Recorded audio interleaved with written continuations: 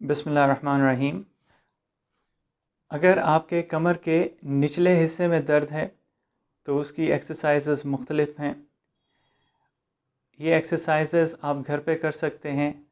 अगर ये एक्सरसाइजेस करने से दर्द में इजाफ़ा हो या बेहतरी ना आए तो अपने फिजिशियन से दोबारा कंसल्ट करिए और फिजियोथेरेपिस्ट से एक्सपर्ट ओपिनियन लीजिए इन एक्सरसाइजेस का। इनमें से जो एक्सरसाइजेस आप आसानी से कर सकें वो करिए और सेट्स बना लीजिए कि आपने एक सुबह में आधा घंटा निकालना है और एक आधा घंटा शाम में निकालना है। हर आधे घंटे में आप 1 या 2 सेट कर सकते हैं और हर सेट में 3 से 5 मरतबा ये पोजीशंस या एक्सरसाइजेस करनी चाहिए। अभी हम आपको ये एक्सरसाइजेस करके दिखाते हैं। पहली एक्सरसाइज में आप दोनों टांगों के बीच में एक तकिया या गद्दी रखिएगा और उसके बाद दोनों टांगों से अंदर की तरफ ज़ोर लगाना है 15 सेकंड के लिए। 15 सेकंड के बाद आप 5 सेकंड का रेस्ट लेंगे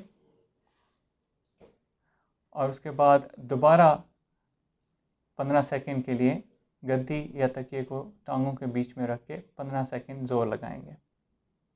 ये एक्सरसाइज 3 से 5 मरतबा आप कर सकते हैं और 1 या 2 सेट्स में कर सकते हैं। दूसरी एक्सरसाइज में सीधे लेट के दोनों पाँव ऊपर की तरफ करेंगे। आप घुटने बेंड नहीं करने हैं, घुटने सीधे रखने हैं और सिर्फ पाँव ऊपर करने हैं 15 सेकंड और फिर 15 सेकंड के लिए पाँव को बिल्कुल नीचे की तरफ करना है जैसे अभी किए गए हैं। फिर 15 सेकंड इंतज़ार करिए, फिर उसके बाद ऊपर की तरफ करिए 15 सेकंड के लिए और अगेन ये 3 से 5 मरतबा आप कर सकते हैं 1 या 2 सेट्स में।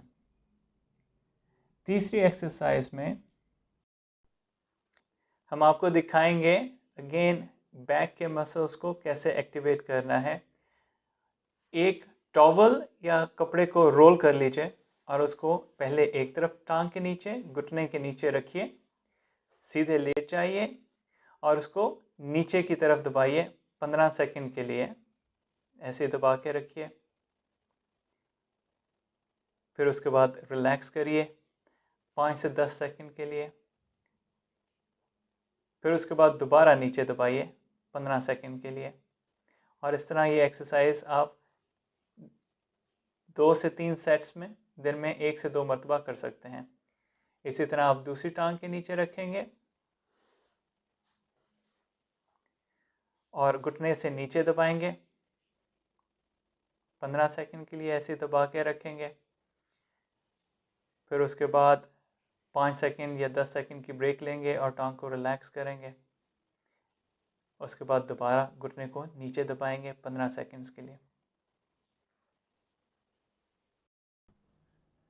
चौथी एक्सरसाइज में आप सीधे लेट के अपनी टांगों को घुटनों पे बेंड करेंगे और पहले एक तरफ मोड़िएगा, दाईं तरफ या बाईं तरफ। 15 सेकंड के लिए इंतज़ार करिए, कमर को सीधा रखने की कोशिश करिए, फिर उसकी तरफ बाद दूसरी तरफ मोड़िए और जितना आसानी से आप मोड़ सकें। अगेन 3 से 5 मरतबा ये करनी है और 1 से 2 सेट्स में आप कर सकते हैं। अब हम आपको एक और एक्सरसाइज करके दिखाएंगे जिसमें पहले एक टांग को बेंड करेंगे और दूसरी टांग को उसके ऊपर रखेंगे और उसके बाद जो टांग आपने खड़ी की हुई है उसको अपनी तरफ दोनों हाथों से खींचेंगे। अगेन 15 सेकंड तक खींच के रखिए, जितना आप आसानी से उसको अपनी तरफ खींच सकते हैं। फिर उसके बाद 15 सेकंड का रेस्ट दीजिए और ऐसे आप 3 से 5 मरतबा करेंगे और इसी तरह फिर आप दाईं टांग के साथ एक्सरसाइज करेंगे। 15 सेकंड के लिए अपनी तरफ खींचेंगे और उसके बाद उसको ढीला छोड़ देंगे और फिर 15 सेकंड के बाद दोबारा अगली एक्सरसाइज करेंगे। छठी एक्सरसाइज में आप घुटनों को बेंड करेंगे और कमर को ऊपर उठाएंगे। अगेन 5 से 15 सेकंड के लिए जितना आप आसानी से उठा सकें। उसके बाद आप 5 सेकंड के लिए रेस्ट करेंगे। फिर उसके बाद दोबारा कमर को ऊपर उठाने की कोशिश करेंगे 5 से 15 सेकंड के लिए। आप 3 से 5 मरतबा ये एक्सरसाइज कर सकते हैं। अगर आप हिप को ऊपर ना उठा सकें, जो कि ख़ास तौर पे ऐसे मरीज़ जिनका वज़न ज़्यादा होता है, उनको मुश्किल होती है, तो वो सिर्फ कमर के निचले हिस्से को ऊपर उठा सकते हैं, जैसे ये अभी आपको उठा के दिखाया गया है। अगेन हिप को ऊपर नहीं उठाना है और 5 से 15 सेकंड के लिए कमर को मोड़ना है या ऊपर उठाना है। फिर 5 सेकंड के लिए रेस्ट, फिर उसके बाद दोबारा 15 सेकंड के लिए ऊपर उठाने की कोशिश करिए और इस पोजीशन में रखिए। अगली एक्सरसाइज में दोनों टांगों को सीने पर इकट्ठा करना है और 15 सेकंड के लिए इकट्ठा रखने की कोशिश करनी है और जितना आप आसानी से अपनी टांगों को बेंड कर सकें सीने तक। उसके बाद टांगें सीधी कर लीजिए 5 सेकंड के लिए। उसके बाद दोबारा टांगों को इकट्ठा करना है 15 सेकंड के लिए, जितना आप आसानी से इकट्ठा कर सकें सीने तक।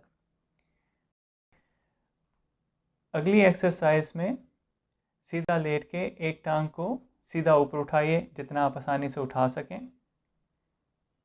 15 सेकंड के लिए। शुरू में मुश्किल हो सकती है तो बेशक 5 या 10 सेकंड के लिए कर लीजिए। उसके बाद टांग को इकट्ठा कर लें घुटने पे और सीधी कर लीजिए। इसी तरह आप बाईं टांग के साथ ये ऐसे ही एक्सरसाइज करेंगे।